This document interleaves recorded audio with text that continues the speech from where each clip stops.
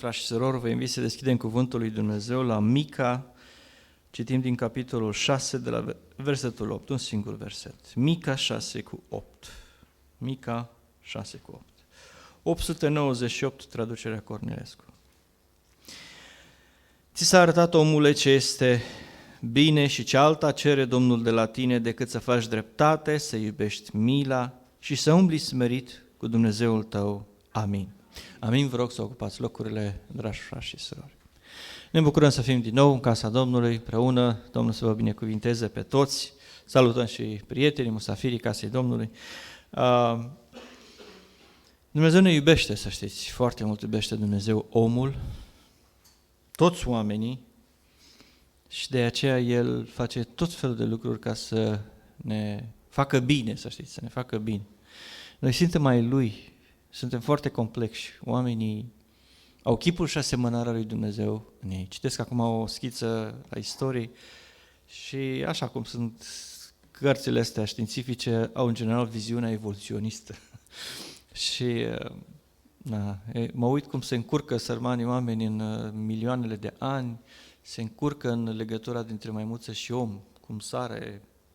Așa, adică se încurcă. E foarte dificil să explice și așa mai departe. Nu, fraților, nici de cum. Nu suntem din maimuță.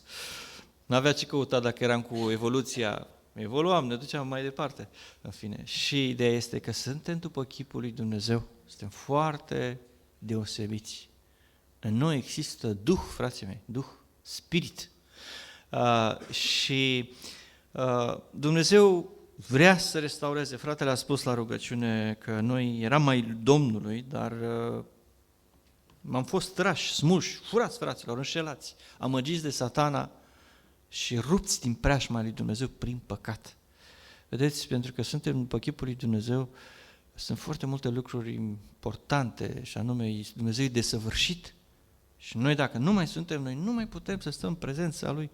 Un lucru extraordinar, adică e un lucru, știți, foarte special, deosebit.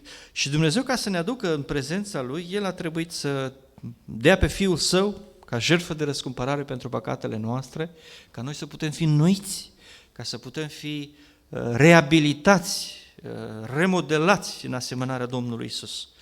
Și aici, când ne uităm la pasajul acesta, Mica transformă tot efortul acesta al lui Dumnezeu de a-l aduce pe om în părtășie cu sine, a-l salva, a-l recupera pe om.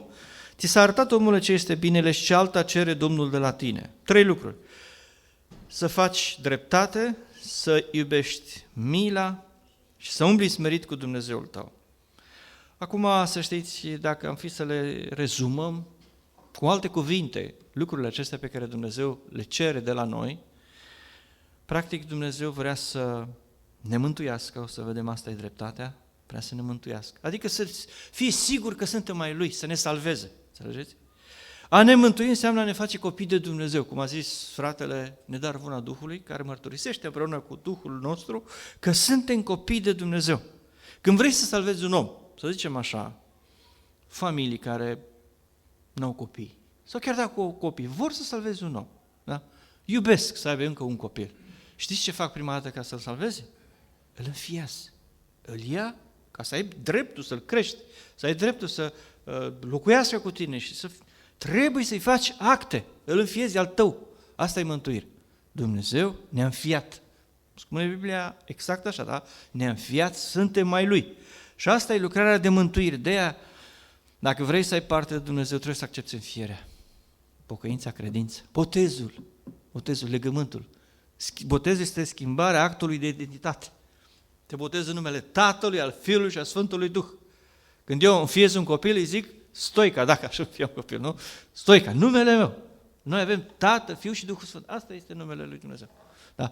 Pe care e pus la noi la botez. Acolo e actul de, da? Ți-a schimbat numele. Ești creștin. Ești în numele lui Iisus Hristos, da? Botezat. Adică ai un nume nou.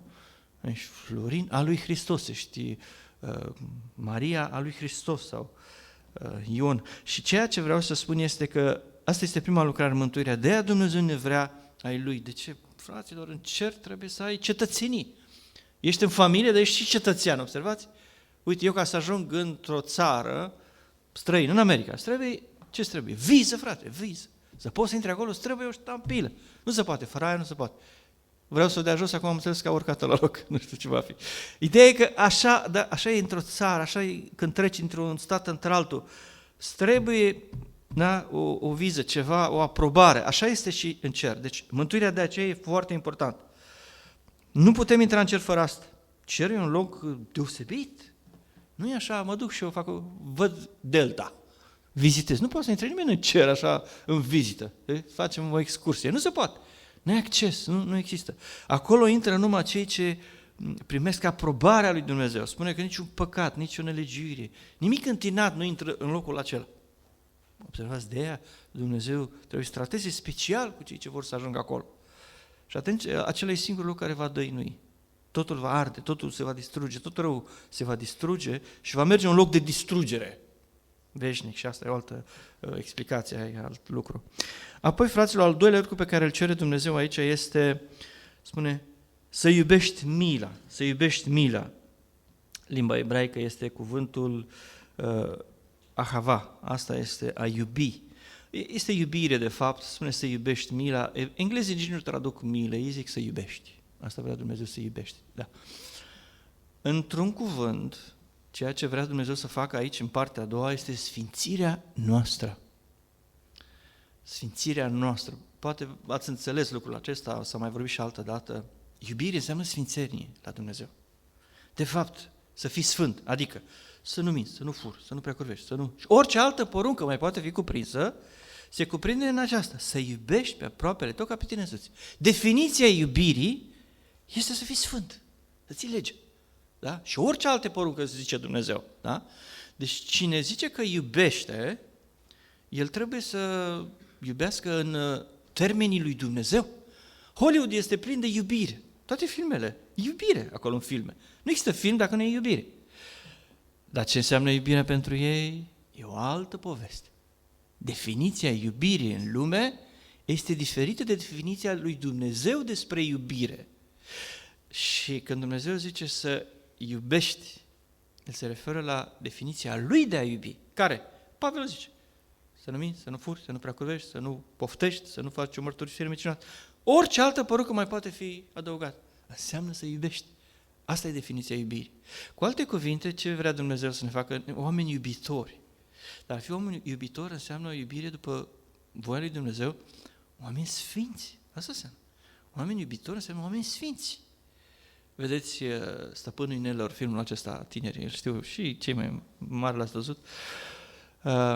Este genul acesta elfi, ați văzut elfi. Deci au o umblare măreață, este o rasă superioară. Parcă zici că sunt din altă galaxie, știți, așa, în imaginația lui Tolstoi, sau cum îl cheamă pe autor, Tolkien. Ce vreau să spun este că, fraților, în ghilimele așa, o imagine palidă, noi suntem elfi, adică sfinții lui Dumnezeu sunt altfel. O altă ținută, o altă atitudine, se poartă diferit, vorbesc diferit, înțelegeți? Și asta este sfințire. Da? Asta e sfințirea. Dumnezeu vrea să ne facă după chipul Lui și Dumnezeu e iubire, e dragoste. Da? Dar vedeți cum e Dumnezeu dragoste. Luați toate caracteristicile. E sfânt. Asta e prima caracteristică a Lui, sau e caracteristica care le ține pe toate, sfințenia. Spunea cineva, ce bine că Dumnezeu este sfânt. Că dacă Dumnezeu nu era sfânt și era atotputernic, era vai de univers. Cum sunt filmele acestea cu, știți, e câte un stăpân ăsta în univers care e malefic. E atotputernic, dar e malefic, știi? Bine că ăla atotputernic este sfânt. Și că în felul ăsta dă ordine în univers, da? Adică îndreaptă lucrurile, le ține în frâu, să nu se ducă unde nu trebuie. Și Dumnezeu așa vrea să ne facă și pe noi. Și în cele din urmă, spune aici, să iubești, să umbli smerit cu Dumnezeu. Biblia spune că dă har celor smeriți. Smerenia este, cum să spune, înnobilarea ființei umane. Oamenii care vor să primească har, adică dincolo de sfințenie este asta. Sfințenia este cum ești tu, caracterul tău. Dumnezeu te vrea un om sfânt, curat, să poți să stai în prezența lui Dumnezeu. Harul e mai sus de sfințenie, dacă vreți, aceștia sunt slujitori. Da? Te vrea un slujitor. Nu doar sfânt pentru tine, drept cu ai tăi, acasă, la servici, familie, în biserică, sfânt, curat. Ci te vrea un slujitor să-ți dea un har mai mult. Să începi să slujești pe Dumnezeu într-un fel. De aceea sprijiniți slujirile bisericii. Da? Rugați-vă totdeauna pentru toți cei ce se ridică aici. Rugați-vă pentru închinare, sprijiniți închinare. Acum vrem să facem un cor. Domnul să binecuvinteze pe cei ce vin. Domnul să ajute să vină și cei care pot veni și încă nu pot. Da, din anumite motive. Asta e harul. Să faci ceva mai mult pentru Dumnezeu. Dumnezeu m-a mântuit. Doamne, eu ceva pentru tine. Nu te-ai gândit la asta? Eu m-am gândit din prima zi când m-am întors la Domnul. Aș vrea să fac ceva pentru Dumnezeu.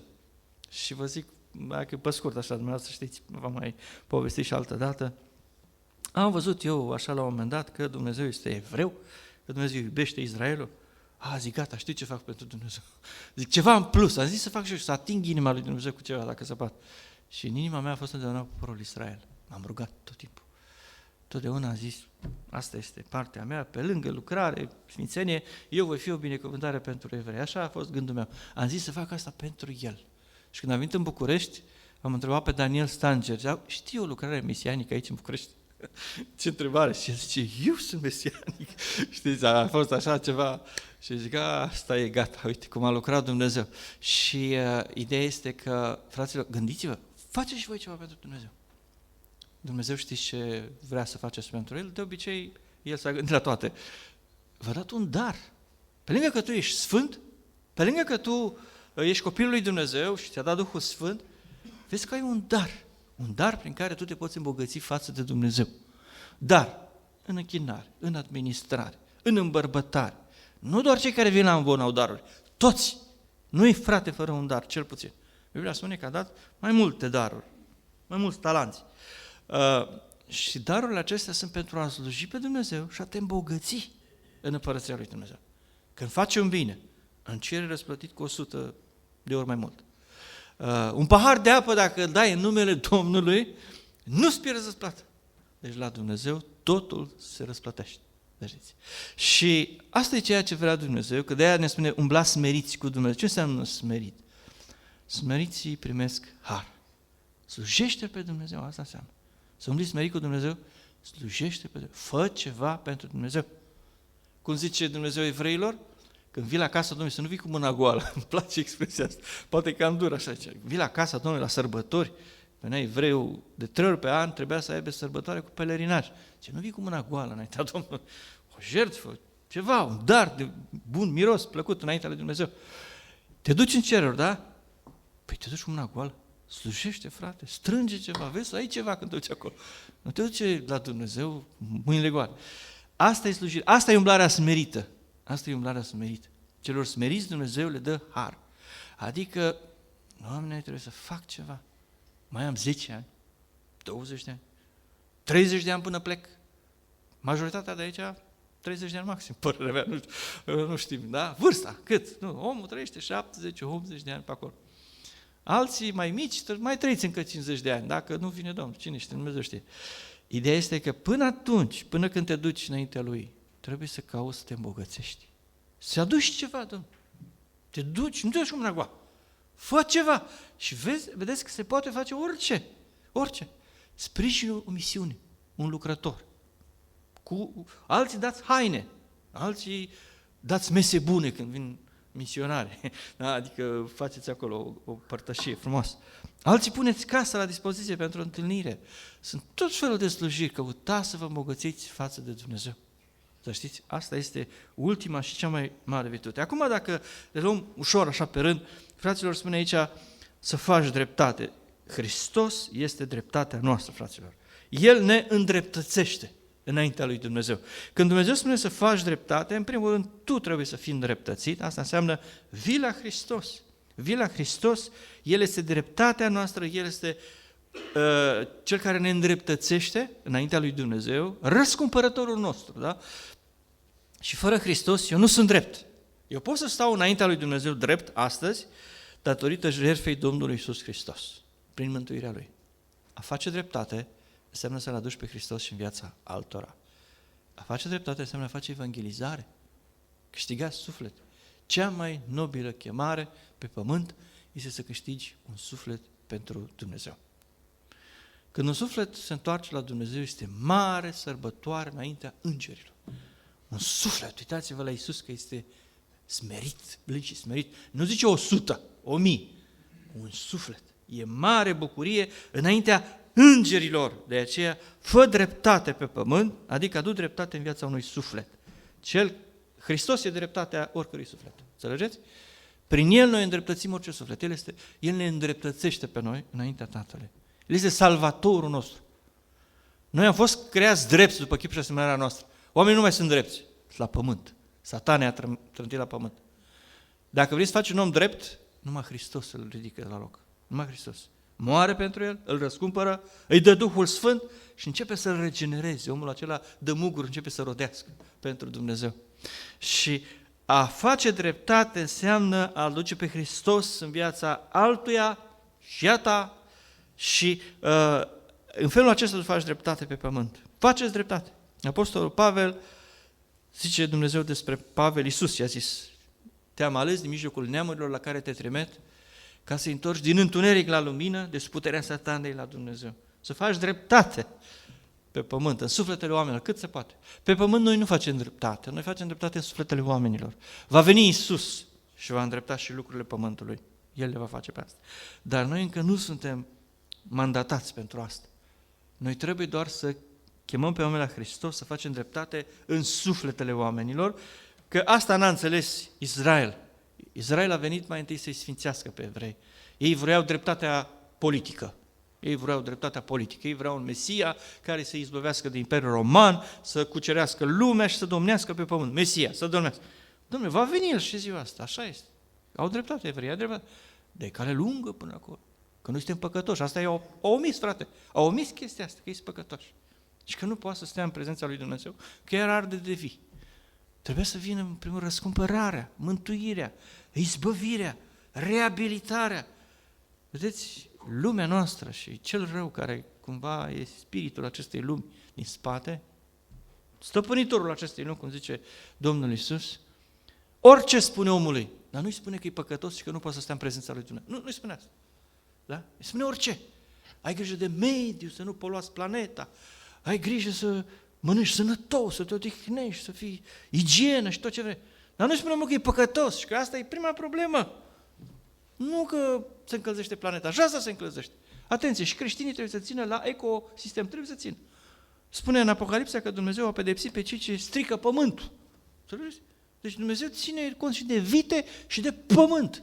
N-a dat Dumnezeu legi pentru pământ în Israel. Zice că după 7 ani de zile să nu mai semeni nimic pe pământul ăla. Fructele să cadă pe pământ. De ce? Odihna pământului. Îngrășământ mineral pentru pământ. De cine are grijă Dumnezeu acolo? De pământ, de pietre. Da. Cine să aibă grijă de ele? Dumnezeu are grijă de pietre și de planetă. Numai de oameni și de vite. Tot ce a creat Dumnezeu e bun și desăvârșit. Adică e perfect. Dacă ascultăm de Dumnezeu, toate vor deveni perfecte. Dar ideea este că noi, fraților, trebuie ce să facem? În primul rând să devenim copiii lui Dumnezeu. Asta este dreptatea lui Dumnezeu. S-a arătat o dreptate, o neprihănire care se capătă prin credința în Iisus Hristos. Asta este menirea primă. Să facem dreptate prin Hristos. Vestiți Evanghelia, duceți oamenii la Hristos, depuneți efort în direcția aceasta. Pentru asta lucrează Dumnezeu. Asta e misiunea bisericii, numărul 1. Vestiți Evanghelia la orice făptură. Cine va crede, se va boteza, va fi mântuit. Învățați apoi să păzească tot ce v-am poruncit. Și asta este cea mai mare chemarea noastră. Dreptate. Observați? Lucrarea Evangheliei, lucrarea dreptății. Pentru că Iisus a murit ca să ne îndrepte, să ne justifice. Este un act juridic acolo înaintea Tatălui, înaintea lui Dumnezeu. Și într-adevăr, cei mântuiți devin din ce în ce mai drepți. În vorbire, în purtare, nu mai omoară, nu mai fac rău, nu mai fac război, ci încep să construiască, încep să zidească. Un om sfânt se îndreaptă în toate lucrurile. Vorbire, fapte și gândire. Mai gândește rău. Cum să fur, cum să înșel, cum să am mai mult eu. Nu, gândirea devine mai dreaptă. Cum să fiu drept, cum să fac bine și la altul, și la mine, și la alt. Dumnezeu gândește cum este în business, plus, plus. Așa gândește Dumnezeu, plus, plus. Adică numai eu în câștig și tu în pierdere. Nu, și eu câștig și tu câștigi. Iisus Hristos a venit ca să nu să ne facem numai pe noi cu Tatăl și pe Tatăl cu noi. Și pe noi cu noi, unii cu alții. Adică, Domnule, toți câștigă de aici. Înțelegeți? Este o binecuvântare pentru toți. Și vitele câștigă, și planeta și universul va câștiga și Dumnezeu nu se va lăsa. Totul ce începe va duce la bun sfârșit. Numai noi să ne salvăm și să intrăm în carul acesta de biruință a lui Hristos, în lucrarea aceasta măreață a lui Hristos, care va fi dusă la bun sfârșit până la urmă. Și fraților, prima lucrare este aceea de mântuire, de îndreptare. Când un om este mântuit, el începe lucrarea de îndreptare a lui. Și asta intră la a doua lucrare, și anume lucrarea aceasta de să iubești mila. Nu e greșit să zici să iubești mila, știți de ce? Pentru că cuvântul acesta a iubi în limba ebraică înseamnă în mare parte milă. Și în românește iubirea înseamnă milă, adică e actul acesta, pe cine iubești de acela te înduri, nu-l lași. Dacă iubești pe cineva, nu-l lași, ți-e milă. Și dacă îți face rău, îl aștepți să-și revină, îl lași să-și vină în fire, îl ajuți, Dacă iubești, ai și milă. Și într-adevăr, dragostea lui Dumnezeu față de noi s-a arătat în mare măsură prin milă. Starea noastră fiind așa de decăzută, așa de rea, așa de gravă, dragostea lui Dumnezeu s-a manifestat și se manifestă prin multă milă. Că de asta avem nevoie. De răbdare, de iertare. O iertare, o jertfă care să ierte tot. Că avem atât de mult de plată că nu se poate. Noi singuri nu mai putem plăti. Știți pilda aceea cu robul care neiertător, care avea o datorie mare la stăpânul lui și nu putea plăti, nu avea cu ce să plătească. Și pentru că nu avea cu ce să plătească, Dumnezeu, te iert. Trebuia să-l vândă pe el, pe nevasta, pe copii, îi bage în temniță, nu s-a stupat nimic. Era o datorie imensă. Ei, așa e datoria noastră la Dumnezeu și atunci Dumnezeu a avut nevoie de multă milă ca să ne recupereze pe noi. Și acum, fraților, să iubești mila înseamnă să facem și noi la fel. De asta noi trebuie, fraților, să iubim în jurul nostru pe ceilalți. Aia creștinului nu este bine să se lupte, nici în numele adevărului. De ce? Adevărul, într-adevăr, ne condamnă. Adevărul ne condamnă pe noi, pe toți oamenii, atâta răutate, atâta nedreptate, atâta imperfecțiune, atâta tot felul de lucruri.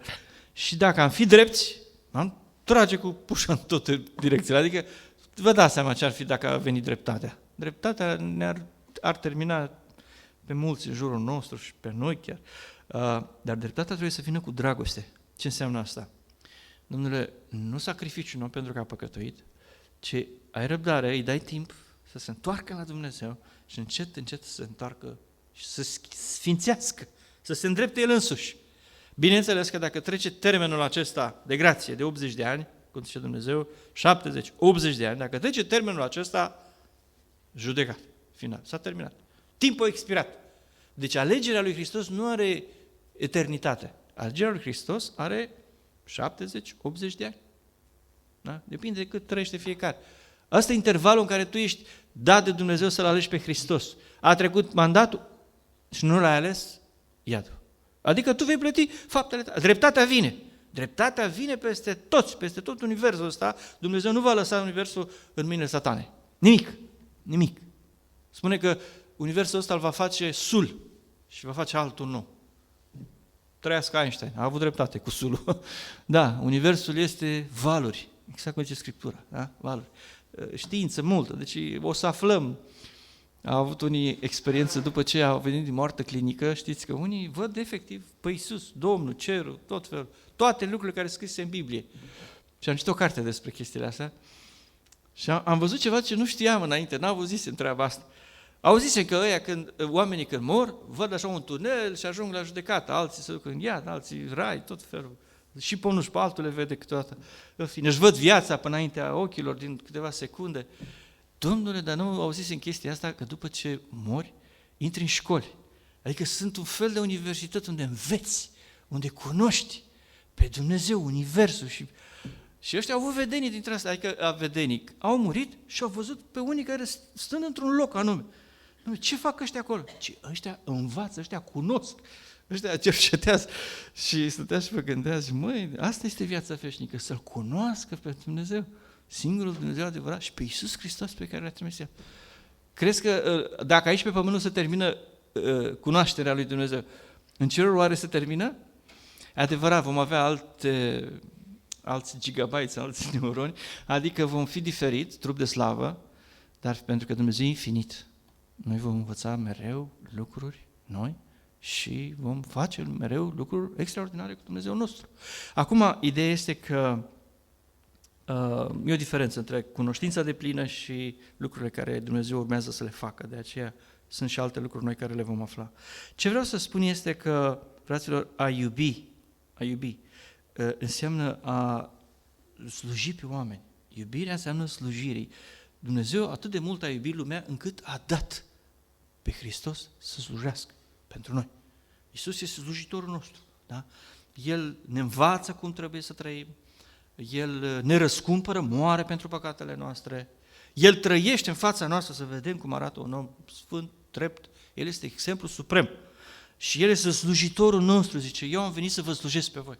N-am venit ca să mi se slujească, am venit să slujesc. Dar de ce face El treaba asta? Păi vă zic ceva, noi nu puteam altfel. Dacă mă duc într-un spital, ori mă duc să slujesc, ori ies de acolo. În spital nu poți fi slujit. Ăia sunt bolnavi, au infecții, ăia sunt imobilizați la pat. Acolo ori te duci să slujești, ori ieși de acolo. Acolo nu e pentru să te simți tu bine. Când Iisus intră pe pământ, a și zis-o. Și bolnavi au nevoie de doctor. Aici a intrat într-un spital. Și de aia slujește Iisus tot timpul. Că El, ca Fiul de Dumnezeu, trebuia să fie slujit. Realmente avea slujitori, îngeri. Zice, în pustiu, când era ispitit, și să nu credeți că doar în pustiu, îngerii veneau, coborau, urcau în jurul lui. Așa a zis Natanael, de acum vei vedea îngerii urcând și coborând. Pe Iisus îți slujeau îngerii, fraților. În Ghețiman, un înger l-a întărit. S-a transformat sudoarea în picături de sânge.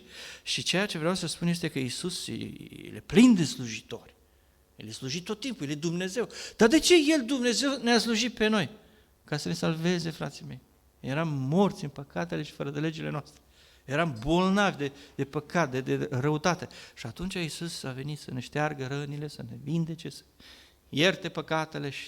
Noi trebuie să intrăm în această lucrare.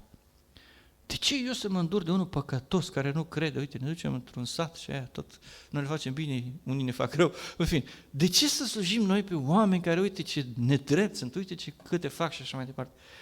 Este aceeași idee ca a lui Iisus.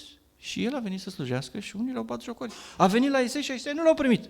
L-au răstignit evrei. I-a lepădat Iisus pe evrei că l-au răstignit? Nu. Plătesc ei? Au început să plătească și asta. Dar îi iartă, îi răscumpăr. Ucenicii de acolo au fost, apostolii dintre ei au fost, da? La început și în continuare și astăzi.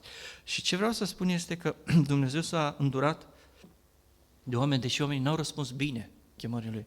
Iubește mila, slujește necondiționat. Va fi greu să slujești. Când slujești, va trebui să suporți pe unii care tu le faci bine, îți fac rău. Tu slujești și alții spun piedică. Tu slujești și alții se urcă în spate și trebuie să mergi cu încă o greutate în plus. Știi? Deci, slujirea e o chestiune serioasă. Nu e ceva mic, neînsemnat.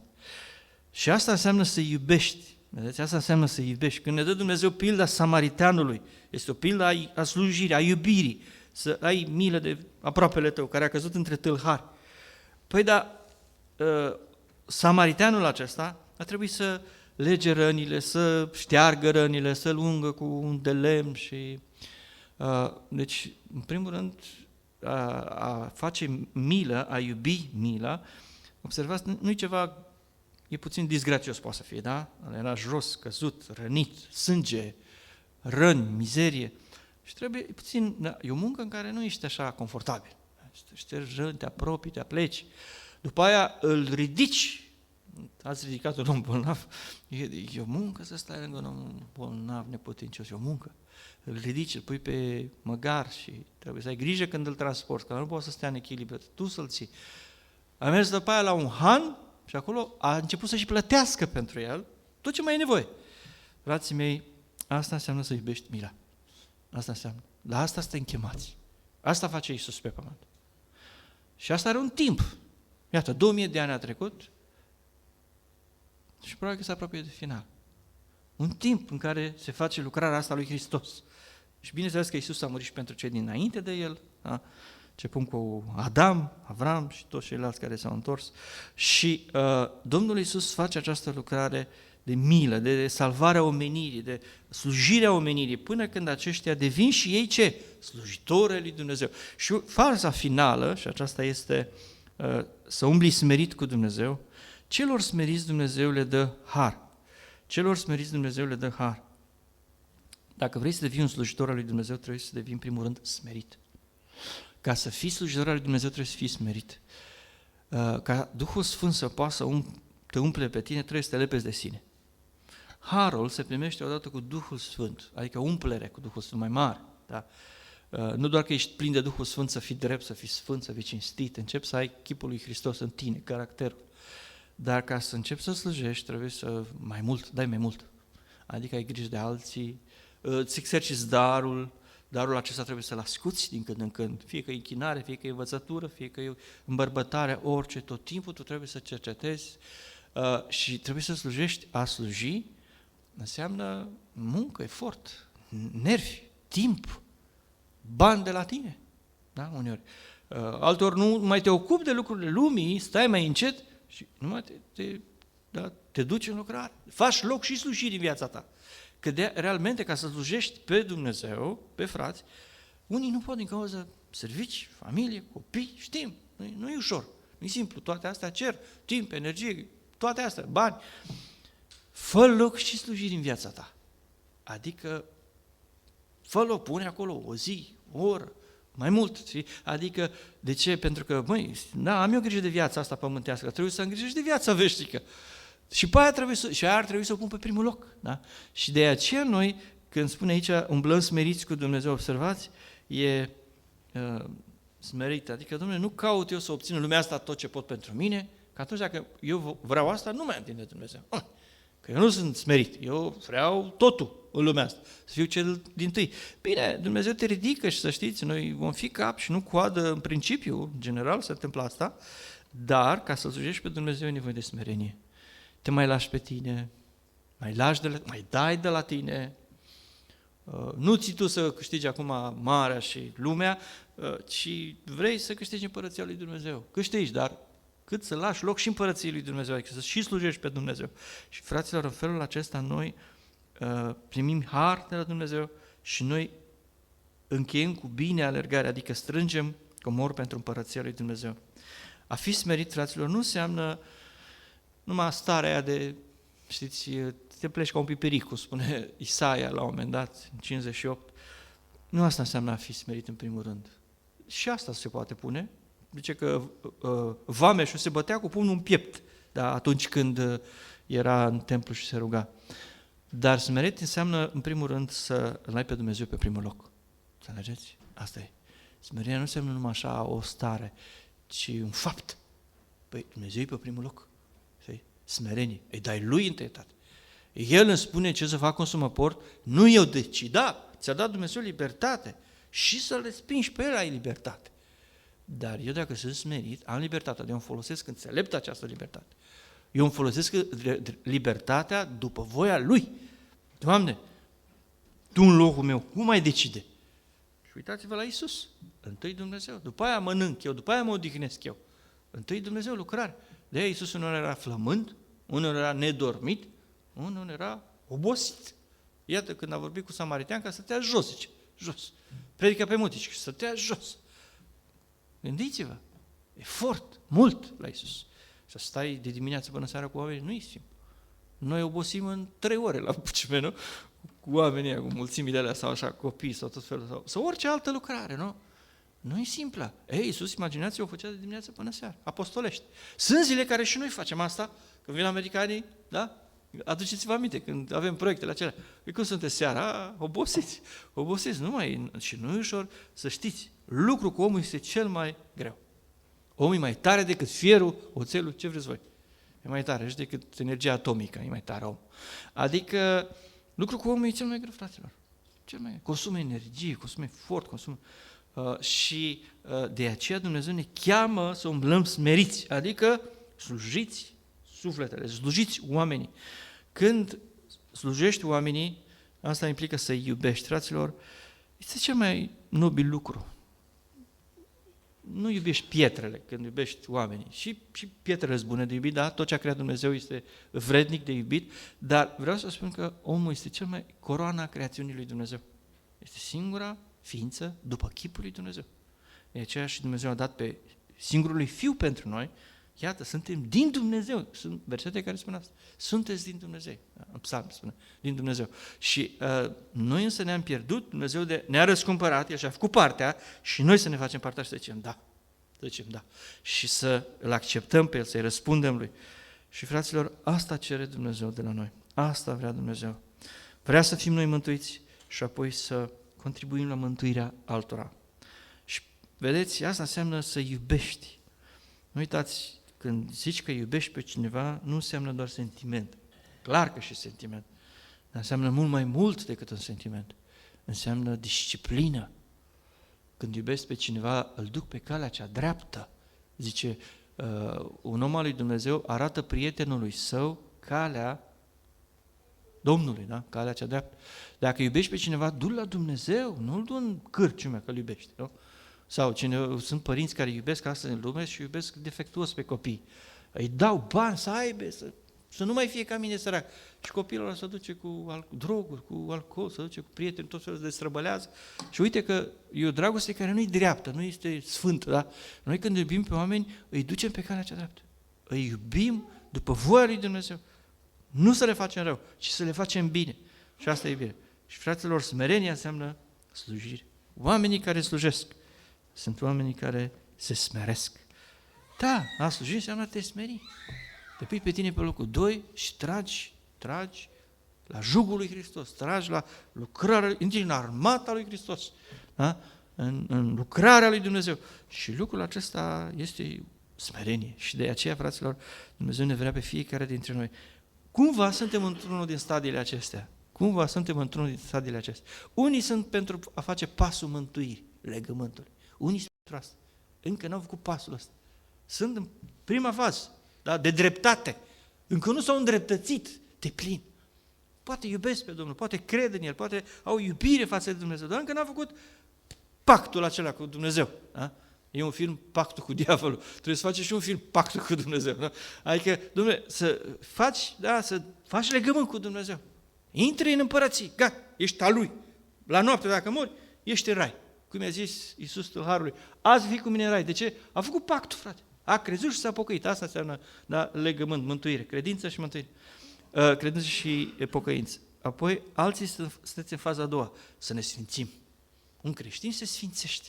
Asta e primul efect al credinței și al mântuirii. Începi să te sfințești, citești Biblia, mergi la biserică, nu mai furi, nu mai înjuri, nu mai curvești, deci gata, te sfințești în toate, și în minte, și în inimă, și în fapte, și în vorbe. Și alții sunt la nivelul 3, încep să slujească pe alții. Deja își deschid casa pentru o părtășie, deja merg în misiune, intră în cor, intră în închinare. Fraților, să nu vă pară rău de efortul pe care îl depuneți pentru a face aceste lucrări. Slujitorii știu asta. Foarte greu să fii slujire câteodată, foarte greu. Uneori ești rănit, asta e cel mai greu. Și tu faci bine și ți se face rău. Îți vine vorba lui Shakespeare, ți-i câmpi. Nu vă pare rău, răsplata întrece toate astea la un loc, dacă le punem împreună. Deci când ești slujitor, ești în ultima fază, ești sus de tot. A fi slujitor este ceea ce a fost Iisus. E ultima fază, asta e ultimul nivel spiritual al tău, să devii slujitor. De aceea dacă ai devenit slujitor, ferici de tine. Poate că ești încercat, tu treci prin tot felul, te lupți cu satana, cu răutatea oamenilor, prigoană, ferice de tine, mare-i comoara ta înaintea lui Dumnezeu, da? De aceea, a fi slujitor, să știți, e cel mai înalt lucru. De aceea, Domnul să binecuvinteze slujitorii, de orice fel, în adunare, și să vă doriți să fiți slujitori. Asta e, doriți-vă. Și la orice vârstă. Avram, la 100 de ani, a devenit slujitorul lui Dumnezeu. Dar atunci când a primit Fiul, a început să facă tot ce îi spune Dumnezeu. Toți putem fi slujitori în măsura darului, chemării noastre și a posibilităților, ceea ce ne cere Dumnezeu să facem Și asta ne dorește Dumnezeu. Fraților, indiferent unde suntem, mergeți înspre Dumnezeu, mai faceți un pas, îmbărbătați-vă. Istoria se apropie de evenimentul acela glorios al venirii lui Hristos și a instaurării împărăției Lui. Noi nu ne gândim la războiul, la, atac nuclear, că cineva întreba, zice, băi, când vine Anticristul? Și ăsta zice, eu aștept pe altcineva, o să vină și ăla, dar să știți că ăla trăiește puțin, ăla are cea mai scurtă domnie. Noi așteptăm pe Domnul, fraților, noi așteptăm când Domnul să-și instaureze împărăția. De aceea, nu mai mult. Perseverați, pregătiți-vă pentru lucrul acesta. Indiferent la ce nivel sau unde suntem, noi să ne pregătim pentru întâlnirea cu Dumnezeu, pentru că aceasta contează cel mai mult și Domnul să ne facă parte de har și de Duhul Său cel Sfânt. Amin. Haideți să ne ridicăm, aș vrea să închei cu o rugăciune, după care